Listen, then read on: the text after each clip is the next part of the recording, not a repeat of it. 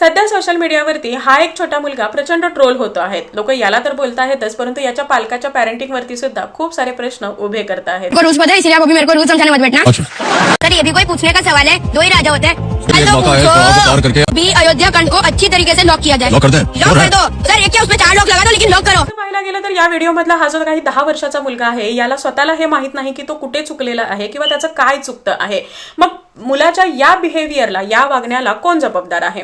तसं पाहायला गेलं तर बहुतांशी त्याचे पालक त्याच्याला जबाबदार आहेत। यासोबतच त्याचे जे शिक्षक आहेत, त्याच्या आसपासचं वातावरण आहे, आसपासची समाजामधली लोक आहेत, त्याचा मित्रपरिवार आहे आणि सगळ्यात महत्त्वाचं म्हणजे जे सोशल मीडिया आहे किंवा जे इंटरनेट आहे, हे सुद्धा खूप जास्त प्रमाणामध्ये यासाठी जबाबदार आहे। हा जो मुलगा आहे, हा या सीटवरती बसलेला आहे, याचं बोलणं आपण सगळ्यांनी ऐकलेलं आहे आणि हा पुढे जाऊन हारलेला आहे, म्हणून कदाचित त्याचं हे जे बोलणं आहे हे सगळ्यांना खटकतं आहे। पण इथेच जर तो मुलगा जिंकला असता, त्याच्या हातामध्ये एक चांगली अमाऊंट आली असती, तर त्यावेळी त्याचं हे जे वागणं आहे हे कुणीच उचलून धरलं नसतं किंवा या सगळ्या गोष्टीकडे कानाडोळा झाला असता।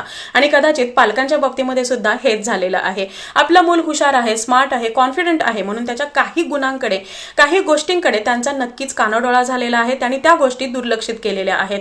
आता आपलं मूल हे नॉलेजेबल असणं, इंटेलिजंट असणं किंवा कॉन्फिडंट असणं हे गरजेचं आहेच, पण त्याचबरोबर त्या मुलाला ह्युमिलिटी म्हणजे काय आहे, शिस्त म्हणजे काय असते, मोठ्यांचा आदर कसा करायचा आहे, आपण कुठे बसलो आहोत, कुणासोबत बसलेलो आहोत, कुणाशी बोलतो आहोत, आपल्या आसपासची लोक कोण आहेत, याचा भान ठेवून बोलणं, त्या पद्धतीने वागणं हे शिकवणं सुद्धा खूप जास्त गरजेचं आहे। आणि बऱ्याचदा पॅरेंट्सना असं वाटतं की मोठं झाल्यानंतर मूल शिकून जाईल, त्याचं त्याला समजेल, पण असं अजिबात होत नाही। योग्य त्या वेळेमध्ये या सगळ्या गोष्टींचं शिक्षण मिळणं हे पुस्तकी नॉलेज एवढंच महत्त्वाचं असतं।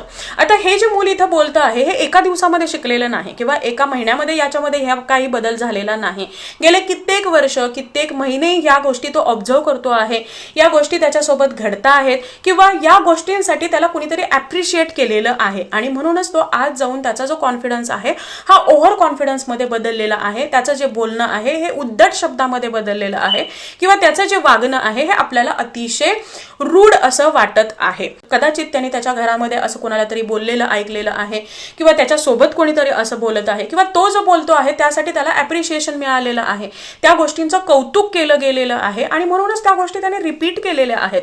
पालकांची इथे जबाबदारी हीच असते की जेव्हा आपल्याला समजतं की आपलं मूल हे चुकतं आहे, आपल्या मुलाचं वागणं हे चुकीचं आहे, तर त्याच वेळेमध्ये त्याला करेक्ट करणं हे गरजेचं असतं। एक वेळ मुलांचं पुस्तकी ज्ञान कमी असलं तरीही चालेल, परंतु मुलांमध्ये माणुसकी असणं, शिस्त असणं आणि मोठ्यांचा आदर करण्याचा गुण असणं मात्र खूप जास्त गरजेचं आहे। हे प्रत्येक पालकांनी लक्षात ठेवायला हवं आणि यालाच पॅरेंटिंग म्हणतात।